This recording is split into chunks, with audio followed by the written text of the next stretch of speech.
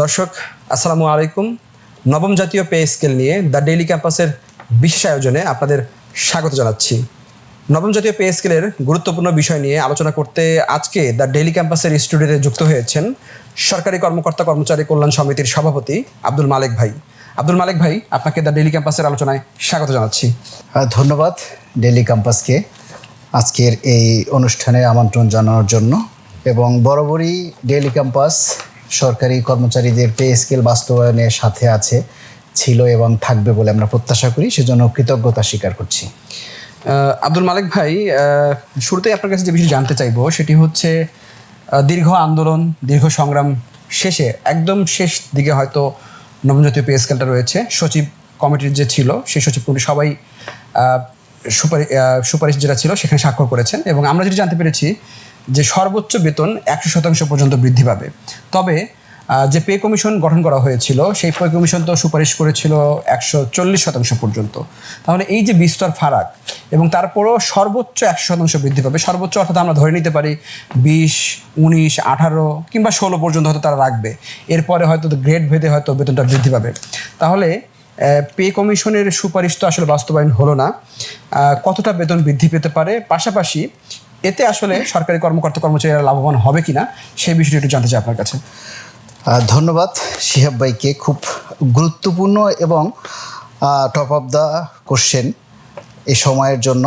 আপনারা সবসময় সেই পে কমিশনের কার্যক্রম থেকেই আমাদের পাশে ছিলেন এবং সে সময় থেকে আপনারা জানেন যে তখন জাতীয় পে কমিশন 2025 মত বিনিময় সভা করেছিল বিভিন্ন সংগঠনের সাথে এবং তারা একটা অনলাইন জরিপও নিয়েছিল সাধারণ কর্মচারী প্লাস সাধারণ জনগণ, ডিফেন্সে যারা আছেন, সচিব পর্যায়ে যারা আছেন, সকলের সাথে আলোচনা করে চুলছেরা বিশ্লেষণ করার পরেই তারা একটা সুপারিশ তৈরি করেছেন এবং সরকারের কাছে জমা দিয়েছেন।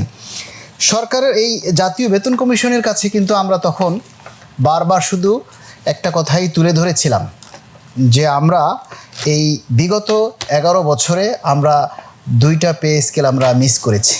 জি, যেই 2টা পে স্কেল হলে আমরা 100% করেও যদি পূর্বেরটা বৃদ্ধি করা হতো, যেমন অষ্টম পে স্কেলে 4100 টাকা ছিল, সেটাকে ডাবল করে 8250 টাকা করা হয়েছে, ডাবলই হয়েছে, তাহলে 100%ই বৃদ্ধি পেয়েছে। তো আমরা যদি সেইভাবেই ধরতাম তাহলে যে আপনারা জানেন যে 2020-এ হলে সেটা 16,500 হতো, তারপরে 25-এ হলে 33,000 টাকা হতো। দ্রব্যমূল্যের সাথে সামঞ্জস্য রেখে আমরা সর্বনিম্ন 35,000 টাকা দাবি করেছিলাম। কিন্তু সেই জাতীয় বেতন কমিশন কিন্তু এই চুলছেরা বিশ্লেষণ করে, আমরা এটাই বলবো যে চুলছেরা বিশ্লেষণ করে তারা আমাদের যে 35,000 টাকা কর্মচারীদের নিম্ন গ্রেডের সেটাকে 15,000 টাকা মাইনাস করে 20,000 টাকায় সুপারিশ করেছে।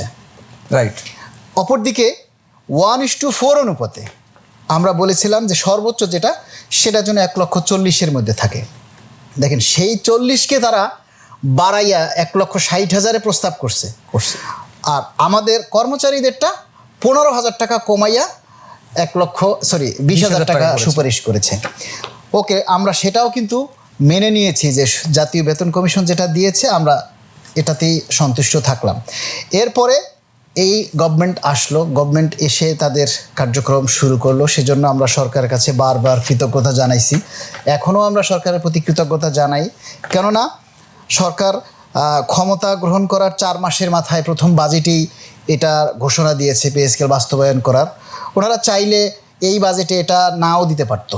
জি, সেজন্য আমরা কৃতজ্ঞতা জানাই। তবে দেখেন, এখন আমরা এই সচিব পর্যায়ে যে আবার কমিটি হইল এই সরকার আসার পরে, সেই সচিব পর্যায়ে তারা চূড়ান্তভাবে যাচাই বাছাই করে অনেক মিটিং করার পরে আমরা যেটা জানতে পারলাম যে 100% বৃদ্ধি করার প্রস্তাবে ওনারা সর্বোচ্চ 100%, সর্বোচ্চ বলতে ওখানে আমরা যে দেখলাম যে 1 থেকে 20 গ্রেড সব ক্ষেত্রেই 100% বৃদ্ধির প্রস্তাবে ওনারা স্বাক্ষর করেছেন। তো আমরা সব ক্ষেত্রে মনে হয় হবে না, এটা মনে হয় গ্রেড ভেদে কিছু পরিবর্তন হবে। নিচের দিকে 100%, উপরের দিকে গ্রেড ভেদে একটু কম হবে আর কি। তো সেই হিসেবে আমরা যেহেতু 11 থেকে 20 গ্রেড বলি বা 10 থেকে 20 গ্রেড বলি, সেই 10 থেকে 20 গ্রেডের কথাই বলি। জি, সেটাই। তো সেখানে আপনার যদি 100% বৃদ্ধি করা হয়, দেখেন 8,250 টাকার যদি 100% বৃদ্ধি করা হয় তাহলে দাঁড়ালো 16,500 টাকা। আমরা জাতীয় বেতন কমিশন প্রস্তাব করলো 20,000, সর্বনিম্ন 20,000। সর্বনিম্ন 20,000। এখন সেখান থেকে কাটছাট করে আবার 100%-এ নামাইয়া প্রায় 3,500 টাকা মাইনাস করে দিয়ে দিল। এখন দেখেন এই পে স্কেলকে কেন্দ্র করে এই জাতীয় পে কমিশন থেকে শুরু করে আজ পর্যন্ত আপনি দেখেন যে বাজারে কি পরিমাণ একটা আমূল পরিবর্তন যে হয়েছে। এই ভুক্তভোগীরা শুধু সরকারি কর্মচারীরা না, আপনিও, সাধারণ জনগণও। তাহলে এই যে পরিবর্তনটা হচ্ছে এবং আমরা 100%-এ যে বেতনটা বৃদ্ধি পাবে একজন 20তম গ্রেডের, সেই মানুষটার সারা মাসে যে খরচ সেটা কতটা বৃদ্ধি পেয়েছে। একটা পরিবারে যদি 6 জন সদস্য সরকারিভাবে হিসাব করা হয়, এই 6 জন পরিবারের তেল, নুন, আটা, ময়দা, সুজি, চাল, ডাল যা আছে, আনুষঙ্গিক শিক্ষা সামগ্রী, চিকিৎসা এবং অফিসে যাতায়াত, নাস্তা, আনুষঙ্গিক সব কিছু মিলিয়ে একটা মাসে একজন পরিবারের, আজকে আপনি ঢাকা শহরে 40,000 টাকায় আপনি চলতে পারবেন না।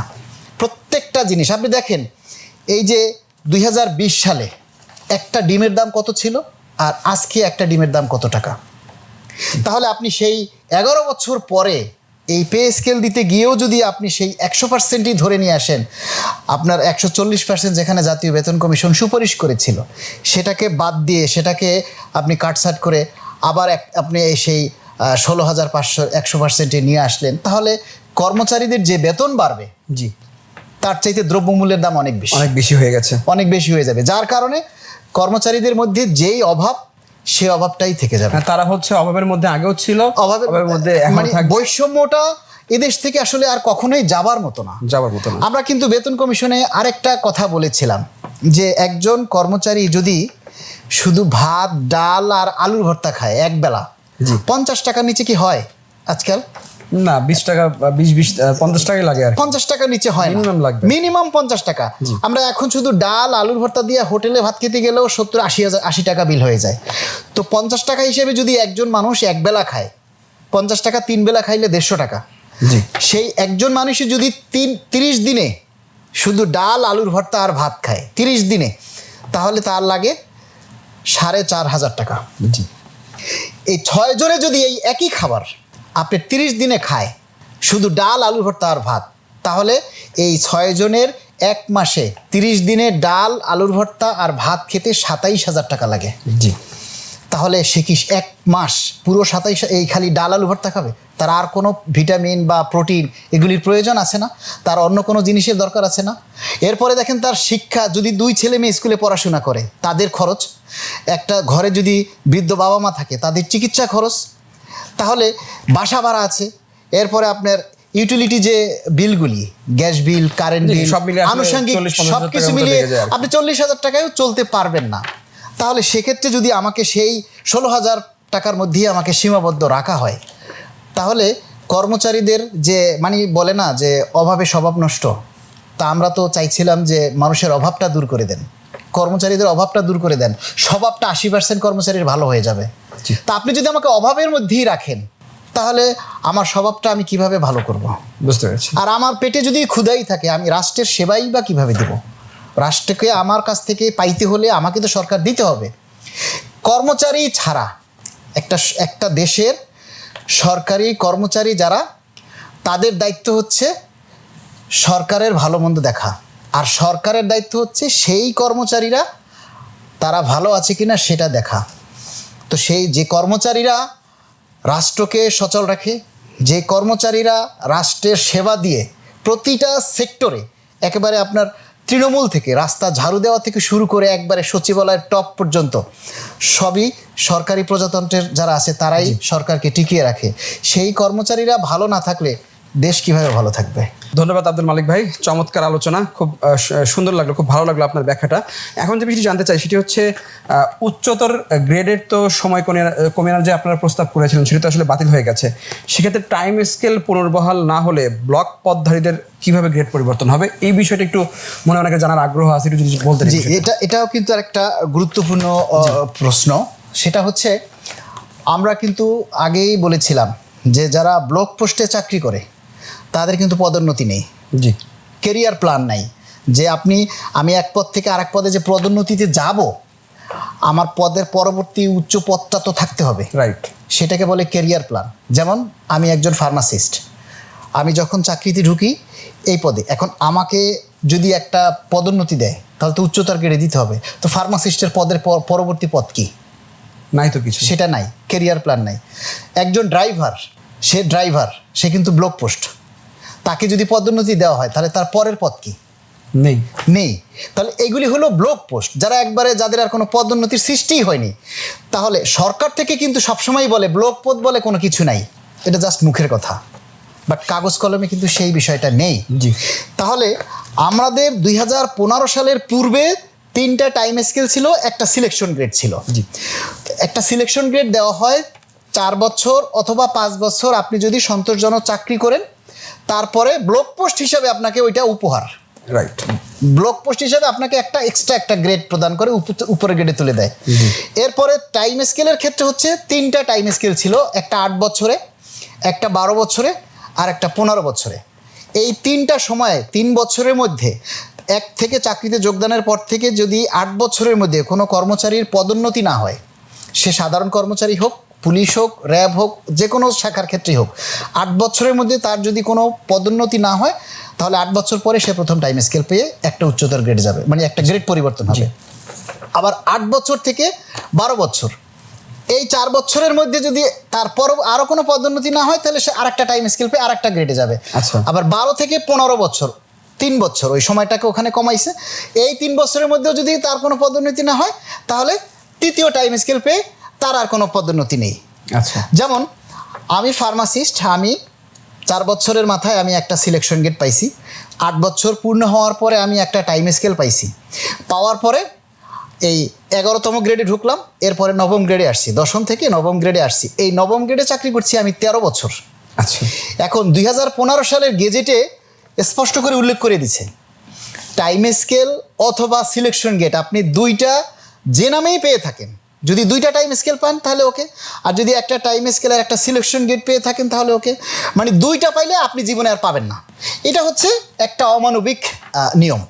আমরা এই বেতন কমিশনের কাছে, এই সরকারের কাছে বারবার আমরা এই দাবিটা তুলে ধরেছি যে বিগত সরকার যে সুযোগ সুবিধাটা আমাদেরকে বন্ধ করে গেছে, সরকার সুযোগ দেয়, কখনো কেড়ে নেয় না, কিন্তু বিগত সরকার সুযোগ কেড়ে নিয়েছে, সুযোগ দেয়নি। তো আমাদের এই 3টা টাইম স্কেল আমরা পুনর্বহালের দাবি জানাইছি যে এই 3টা টাইম স্কেল বাদ দিয়ে তারা 2টা উচ্চতর গ্রেড চালু করেছে। 2টা উচ্চতর গ্রেড, একটা হলো 10 বছরে আর একটা হচ্ছে 16 বছরে। 16 বছর। তো 10 বছর পর একটা উচ্চতর গ্রেড দিলে এই 10 বছরে সে 10টা ইনক্রিমেন্ট পায়। জি। 10টা ইনক্রিমেন্ট পাইয়া তার বেসিকটা অনেক দূরে চলে যায়। এখন 10 বছর পরে যদি সে একটা উচ্চতর গ্রেড যায় তাহলে তার ওই মানে 20 টাকা বা 30 টাকার বেশি তার বাড়ে না। এটা ফিক্সেশনে ব্যাখ্যায় যারা করেছে তারা জানে, যারা পাইছে কেউ 10 টাকা বা 20 টাকার বেশি তাদের বাড়ে নাই, কারণ তারা ওই ধাপগুলো অনেক আগেই পার হয়ে গেছে। আচ্ছা। তা আমরা চাচ্ছি ওই উচ্চতর গ্রেড আমাদের দরকার নেই, আমরা ওই আগের 3টা টাইম স্কেল এবং সিলেকশন গ্রেড আমরা পুনর্বহাল চাই, আমাদের উচ্চতর গ্রেডের দরকার নেই। কিন্তু সরকার এবারে আমরা যেটা দেখলাম শুনলাম যে তারা প্রস্তাব করেছিল 5 বছর পর পর উচ্চতর গ্রেড বা টাইম স্কেল দিবে বলে এরকমের একটা সিদ্ধান্ত নিয়েছিলেন, কিন্তু সেটাকেও বাতিল করে দিয়েছে সম্ভবত। তো আমরা ওই 5 বছর পর যেটা, সেটা আমাকে দরকার নেই। স্টেট কথা, আমরা 3টা টাইম স্কেল পুনর্বহাল চাই। আগে যে নিয়ম ছিল 15 সালের আগে, আমরা সেই নিয়ম অনুযায়ী আমরা 3টা টাইম স্কেল ফেরত চাই, পুনর্বহাল চাই। ধন্যবাদ আব্দুল মালিক ভাই। আচ্ছা, সাম্প্রতিক সময়ে আমরা একটা জিনিস খেয়াল করলাম, সেটা হচ্ছে সচিবালয়ে এখন সরকারের পক্ষ থেকে পে স্কেল নিয়ে কথা বলা হচ্ছে। তবে মুখ্য সচিব সাম্প্রতিক সময়ে একটা বিষয় বলেছেন যে কোনো সময় পে স্কেল বাস্তবায়ন হবে। আবার আমরা কিছুদিন আগে দেখলাম অর্থমন্ত্রী আমির খসরু মাহমুদ চৌধুরী যেটা বললেন যে এবছরেই পে স্কেল বাস্তবায়ন হবে। দুজনের কথার মধ্যে কিন্তু একটু পার্থক্য আমরা লক্ষ্য করেছি। তো এই বিষয়টিকে আপনারা কীভাবে দেখছেন? একজন বলছে পে স্কেল যে কোনো মুহূর্তে, আরেকজন বলছে পে স্কেল চলতি বছরে। কীভাবে দেখছেন আপনারা? ধন্যবাদ। আসলে মুখ্য সচিব মহোদয় যে কথাগুলি বলেছেন যে পে স্কেল একবারে চূড়ান্ত পর্যায়ে, কথা মুখ্য সচিব মহোদয় বলেছেন। যে কোনো সময় পে স্কেলের ঘোষণা আসতে পারে সেটাও বলেছেন তিনি, কিন্তু এর মধ্যে আরও কিছু কথা বলেছেন যে 11 বছর কর্মচারীরা বেতন বৃদ্ধি নেই, সাধারণ কর্মচারীদের, সাধারণ মানুষ যারা, তাদের হয়তো কিছুটা কষ্ট হলেও এরাও তো কষ্টে আছে। দ্রব্যমূল্যের সাথে আমরাও তো কষ্ট করে চলতেছি। তো তো সেই হিসেবে উনি বলছে যে যে কোনো সময় হতে পারে, আর অর্থমন্ত্রী মহোদয় বলেছেন এবছরের মধ্যেই হবে। এখন যে কোনো সময় বলতে এই সময়টা আসলে কবে? রাইট, প্রশ্ন এটাই। প্রশ্ন হলো এটা, আর এবছরের মধ্যে হবে সেটাও সেই ডিসেম্বরের 31 তারিখে হতে পারে। এবছর বলতে ডিসেম্বর পর্যন্ত। জি। আর মুখ্য সচিব মহোদয় বলছেন যে যে কোনো সময়, তো যে কোনো সময় বলতে যে কোনো সময়টা ডিসেম্বর পর্যন্ত যেতে পারে, যে কোনো সময় ডিসেম্বর পর্যন্ত, যে কোনো সময় কালকেও হতে পারে, আবার 2 মাস পরেও যে কোনো সময়টা আসতে পারে। দুজনেই কিন্তু একুরেট টাইমটা বলেননি। সেই হিসাবে আমি বলবো অর্থমন্ত্রী মহোদয় স্পষ্ট করে দিছেন যে এবছরে হবে। ঠিক আছে, এবছরে হবে, কিন্তু যে কোনো সময় যেটা বলেছেন সেটার এক্স্যাক্টলি টাইম নেই। জি, ঠিক আছে, এবছরই হবে। তো আমি দুজনের প্রতি শ্রদ্ধা রাখি, দুজনের প্রতি আমাদের মানে আস্থা আছে যে ওনারা দুজনেই পজিটিভ বলছেন যে কর্মচারীদের পে স্কেল এখন এই মুহূর্তে আসলে প্রয়োজন। তবে এই মুহূর্তে আমি আরেক কিছু বলি যে আমরা বিভিন্ন টক শোতে দেখি কয়েকজন মানুষ আবার এই পে স্কেলের বিপক্ষে কথা বলছে, সরকারের উপর আর্থিক চাপ হবে। এই যখনই দেখি আমরা, যখনই এই পে স্কেলের চূড়ান্ত পর্যায়ে আসে হবে এই সময় এসে ঠিক এই কিছু মানুষ এই কর্মচারীদের বিরোধিতা করে। এর মধ্যে একজনে বলছে যে এই মুহূর্তে পে স্কেল ঘোষণাটা উচিত হয় নাই, সন্তোষজনক নাই। তা আমি মনে করি উনি এই কথাটা বলে এই 18 লক্ষ 20 লক্ষ কর্মচারীদের অন্তরে রক্তক্ষরণের সৃষ্টি করেছে। আরেকজন মহিলা, উনি কিসে আছে আমি জানি না, তা উনি বলছেন যে আমি পে স্কেল চাই না। তা আমার মনে হয় যে ওনারা দুইজনেই রাজস্ব খাত থেকে সুবিধা পান না, কারণ যারা রাজস্ব সুবিধা ভোগ করছেন, সরকারি বেতন পাচ্ছেন, জি, সেটা সচিব হোক বা তার নিচের লেভেলের যেই হোক, প্রত্যেকেরই সুবিধাটা বাড়বে। তো যারা সরকারি সুযোগ সুবিধা বা বেতন পাচ্ছে তারা এরকম কথা কেউই বলতেছে না যে আমি পে স্কেল চাই না। সরকারি নীতি নির্ধারক পর্যায়ে আজ পর্যন্ত আমরা কারো কাছ থেকে শুনিনি পে স্কেলের প্রয়োজন নেই বা পে স্কেল দরকার নেই। এটা প্রত্যেক নীতি নির্ধারকই বলছে যে না, এটা এখন হওয়ার জন্য একেবারেই মানে ফরজ হয়ে গেছে।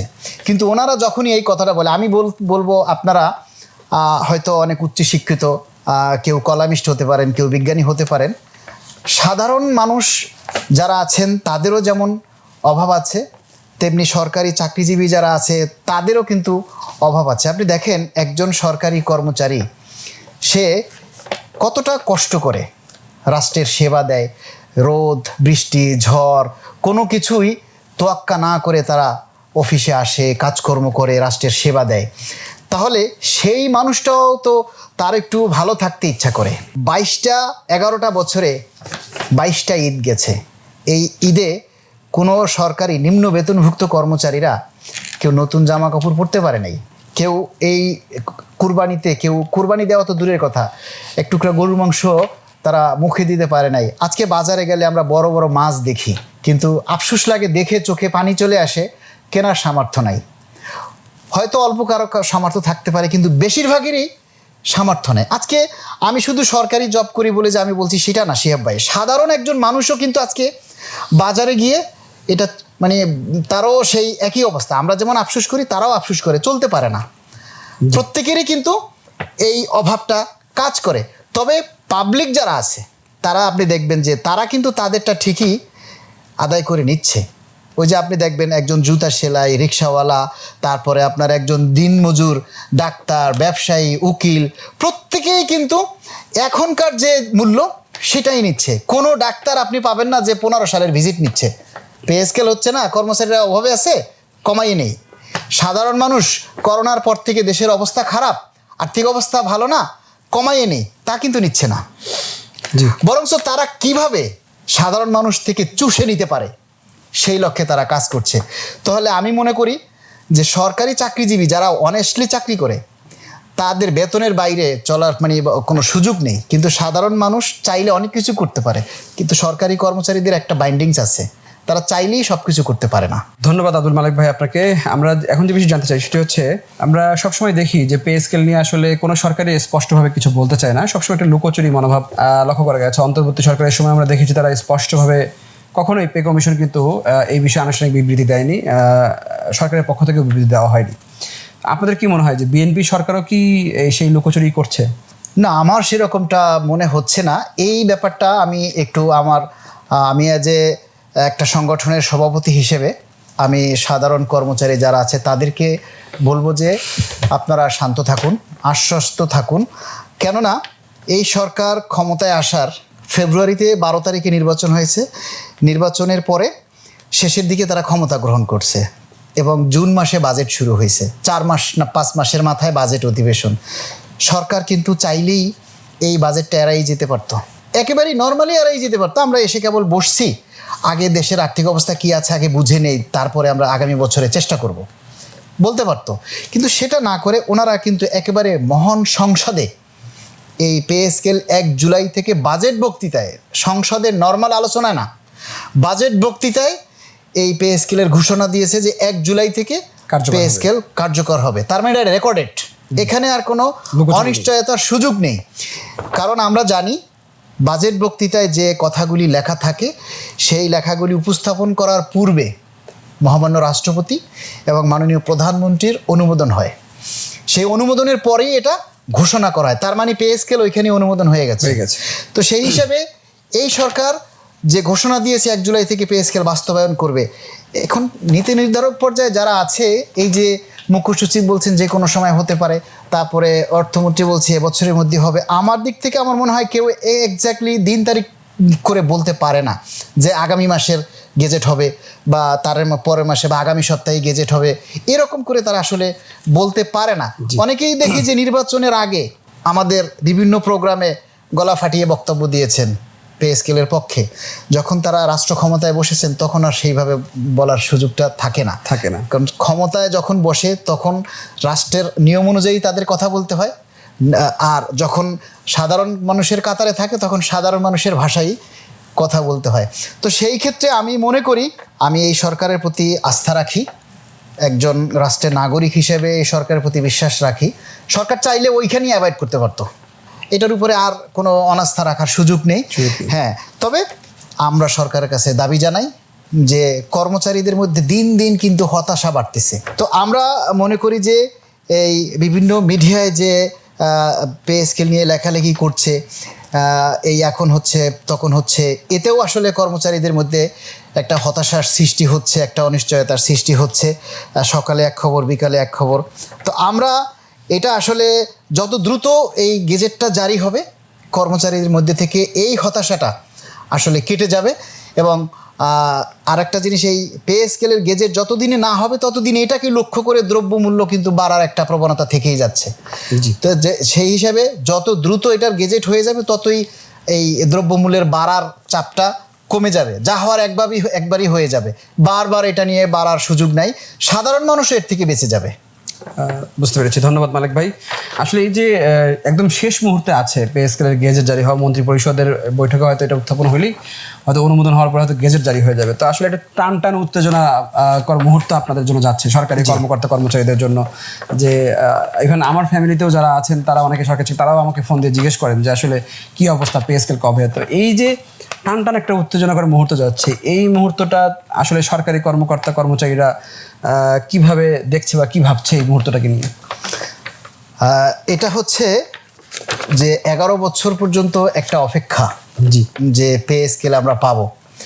তাই 11 বছর পরে যখন অন্তর্বর্তী সরকার এলো, অন্তর্বর্তী সরকার বেশি দিন তারা থাকেনি, নির্বাচিত সরকারের দিকে তারা ঢেলে দিয়েছে।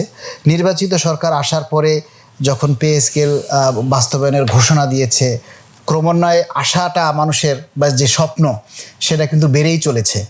এবং মানুষ এটাই অপেক্ষা করতেছে যে আমি আজকে পরিবার নিয়ে চলতে পারতেছি না, স্ত্রী সন্তান ছেলে মেয়ে যারা আছে কারো আবদার রক্ষা করতে পারতেছি না, পে স্কেলটা হলে বুঝি আমি একটু সচ্ছলভাবে চলতে পারবো। কিংবা অধিকাংশ কর্মচারীরা ঋণগ্রস্ত, তারা প্রভিডেন্ট ফান্ড, ব্যাংক থেকে বা অন্যান্য থেকে প্রত্যেকে লোনে জর্জরিত হয়ে গেছে। তারা চিন্তা করতেছে যদি বেতন বাড়ে তাহলে হয়তো আমি 2 টাকা সেভ করে আমি লোনটা পরিশোধ করব। এই যে একটা আশা, এটা আসলে মানুষের মধ্যে ক্রমান্বয়ে একটা মানে হতাশার দিকে পরিণত হচ্ছে। আবার যখনই একটা ভালো খবর শোনে তখনই তাদের মধ্যে একটা আবার সেই আশাটা তীব্র সঞ্চার হচ্ছে। তো আমরা মনে করি যে এই জিনিসটা দ্রুত আসলে শুরু হওয়া উচিত এবং আমরা সরকারের কাছেও দাবি জানাই যে এই সরকার দ্রুত এই পে স্কেলের প্রজ্ঞাপন জারি করে যাতে কর্মচারীদেরকে 22 লাখ পরিবার, তাদের মুখে হাসি ফিরিয়ে দেয়, কর্মচারীরা যাতে সচ্ছলভাবে চলতে পারে। এবং এমন একটা পে স্কেল আমরা চাই যে পে স্কেলটা পাওয়ার পরেও আফসোসটা না থাকে যে আসলে আমার বেতনটা তেমন বাড়ে নাই। আবার একটা জিনিস দেখেন, এই যে ভুলে গেছি, মিসিং হয়ে গেছে যে 16,500 টাকা যে বাড়বে, এখান থেকে কিন্তু আবার 15% যে বিশেষ সুবিধা সেটাও কিন্তু বাতিল হয়ে যাবে। তাহলে 15% বিশেষ সুবিধা বাতিল হয়ে গেলে তাহলে একজন কর্মচারীর কত থাকবে? ওখান থেকে নর্মালি আবার 15,000-এ চলে আসবে, তাই না? তাহলে যেই পে স্কেলটার জন্য এত অপেক্ষা, সেই পে স্কেলটা পাওয়ার পরও যদি সেই অভাবটা থেকেই যায়, তাহলে আমাদের মানে ওই যে বললাম না, আমরা অভাবেই থেকে গেলাম। কিন্তু তারপরও আমরা চাই দ্রুত এর সমাধান হোক, ভালো হোক মন্দ হোক যাই হোক, সেটা আমরা দ্রুত চাই, সরকারের কাছে এটাই আমাদের প্রত্যাশা। আর ডেইলি ক্যাম্পাসকেও আমরা সবসময় ধন্যবাদ জানাই, স্বাগত জানাই, আমাদের পাশে সবসময় আমাদের এই নিউজগুলি প্রচার করে আমাদের পাশে ছিলেন, আছেন এবং থাকবেন। আপনাকেও ধন্যবাদ মালিক ভাই। তবে আমার কাছে যেটি মনে হয় যে সেটি হচ্ছে, আপনাদের তো প্রত্যেক বছর একটা ইনক্রিমেন্ট হয়, ইনক্রিমেন্টের পরিমাণটা খুবই সামান্য আর কি। জি। তো সেই ইনক্রিমেন্ট এইভাবে আপনার 20 বছর গেলেও হয়তো আপনাদের এই যে বর্তমান বেতন স্কোয়ার ডাবল কিন্তু হতো না। না। তো সরকার যেটাই দিচ্ছে আমার কাছে মনে হচ্ছে যে এটা আসলে আপনার জন্য সেটাই হয়তো কিছুটা নাই মামার থেকে কানা মামা ভালো বলতে একটা কথা আছে, সেটা হয়তো আপনাদের জন্য এটা ভালো হবে। আপনাকে অসংখ্য ধন্যবাদ। সেই সঙ্গে ধন্যবাদ আমাদের অসংখ্য দর্শক যারা কষ্ট করে এতক্ষণ অনুষ্ঠানটি দেখছিলেন। শিক্ষা সহ সকল খবর সবার আগে জানতে অবশ্যই দ্য ডেইলি ক্যাম্পাসের সঙ্গে থাকবেন। আল্লাহ হাফেজ।